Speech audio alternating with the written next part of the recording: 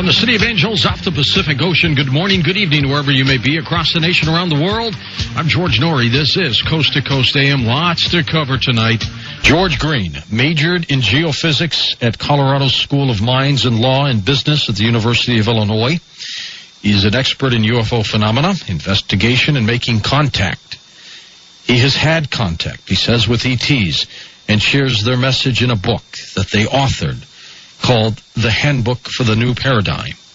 Mr. Green has information on how this planet began, how the so-called elite have plans for World War III, the reduction of the population, and the Plan 2000, which he says is in motion as part of the political agenda today.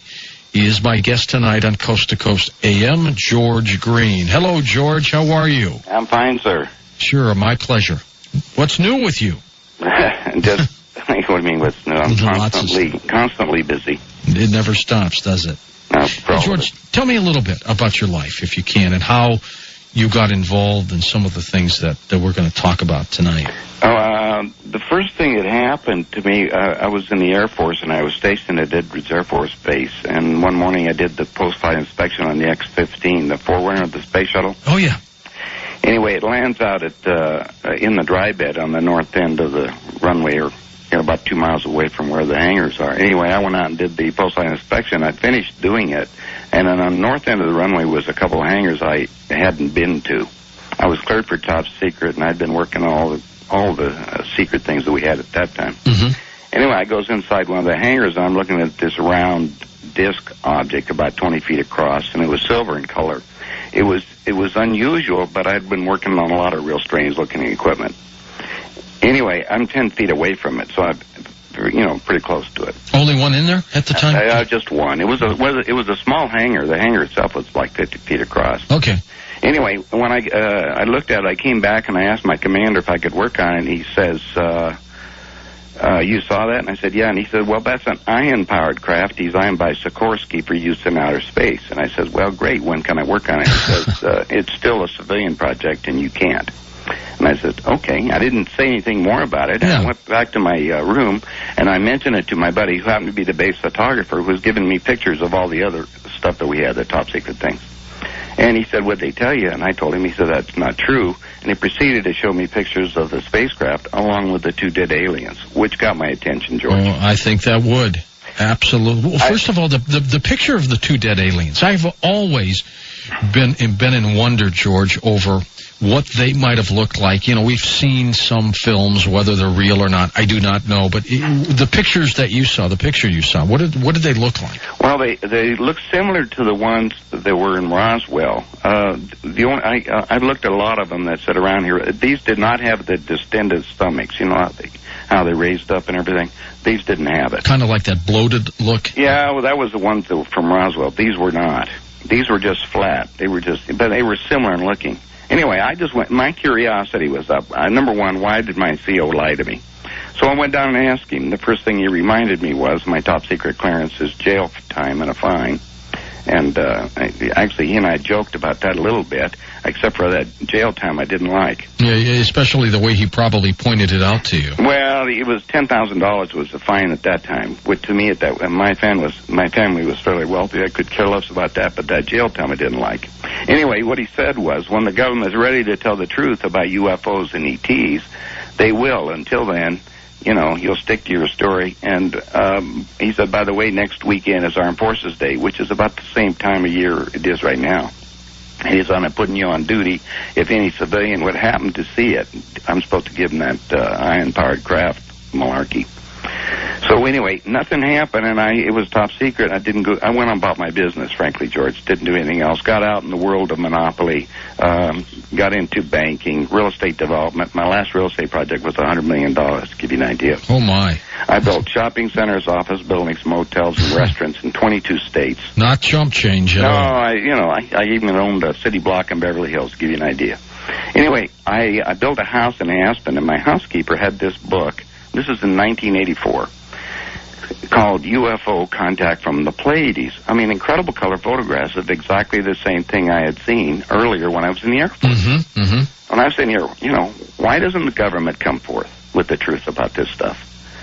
So I'm looking at these pictures. My curiosity got me up. I just grabbed my plane. I flew down to Phoenix, and I talked to this couple who said that they were investigating a man in Switzerland who claimed to be in contact with beings from the star system, the Pleiades, that said that the Pleiadians engineered planet Earth for 500 million people. And they gave me a bunch of other information. And I said, look, I don't know about that story. And look, I'm in banking and real estate. I don't care about that particularly. But those pictures are real. And I said, what can I do to help you guys? And they said, well, we need some money. And I entered into agreement where I loaned them the money to publish the book. How much? $50,000 about. 50 grand to people you didn't even know? Well, yeah, I did. But I made them the deal that when they sold the books, that I got my money back. And I said, look, I'm going back and doing what I need to do. About 90 days later, George, they sent me the accounting on the books, and there was no check. And I called him on the phone, and I says, what do you mean? Where's my money? Yeah, you're a businessman, right? You want your cash. Said, well, wait a minute. He says, we found out who you are. You don't need it. And I was a little upset about that. And I says, forget that malarkey. And I flew right back down, filed suit against them. Now, did you have some signed papers and stuff sure. from that? Yeah, I had a signed So you did it right. Oh, yeah. No, I didn't have any problem with that, except for, first of all, when you sue people, and if they don't have any money, you waste a lot of time. Right. You got to I was really curious because there was so much information that had been sharing with me during that period of time. But I said, the world should know a little bit more about this thing. So my wife and I grabbed a plane and hopped off to Switzerland myself, unannounced. We get to Zurich, Switzerland, rent a car, and we went about 45 miles out of town and went to a little town called Hinterschmidt-Rudy, where we knocked on the house of this man. And a girl came to the door. Her name was Bruni. And I said, look, I'm George Green, and I put the money up for the publishing of the books in the United States and also money into the movie that's being made about this case. And the lady said, we never heard about you. And I said, well, I don't understand that. The silent investor, right? That's right. She says, well, we're not talking to Americans. They're all crooks. And I said, well, I can understand a little bit about that. And I said, but I think that the information that you have, I says, you go back. The gentleman's name was Billy Myers. Oh, yeah, we've heard a lot about him. Well, I'll just tell you the rest of the story because it's more fascinating. Anyway, I tell her to go back and talk to Billy and say, look, you tell him I think the information that he's given me so far is pretty astounding, and I want to get some verification myself. And I said, the buck stops here. I think it's important if it's real. I said, I don't have a problem. At any rate, she comes back about 10 minutes later, and she says, Mr. Green, I'm sorry. She says, Shirley MacLaine was here about 2 months ago, and she promised to help us, and they didn't do anything. And all we get is, all the lies from Americans, so we're not going to do anything. I says, c'est la vie. I says, I guess it was late in the afternoon. I said, where's the closest hotel? I says, I'm going to take off to Austria tomorrow. Mm-hmm. So she gave me the instruction, the directions. And I went over to the hotel, and we checked in. The next morning, about 7 in the morning, she's knocking on the door. And she said, Mr. Green, we found out who you are. And she proceeded to hand me this 2 pages of information, George, about me personally that nobody could know. I mean, it was just incredible. So we were invited back to, I would just call it the compound. I mean, Billy just has a place. And he normally doesn't meet people at all. No, not normally. No. But anyway, we were invited back into his situation, and we spent the next week, and frankly, everything I thought I knew turned out to be a lie. Because at that point, I got to see a lot of things that Billy showed me. I took pictures myself. I even went down to a neighbor who, unannounced, and asked him if he had seen anything.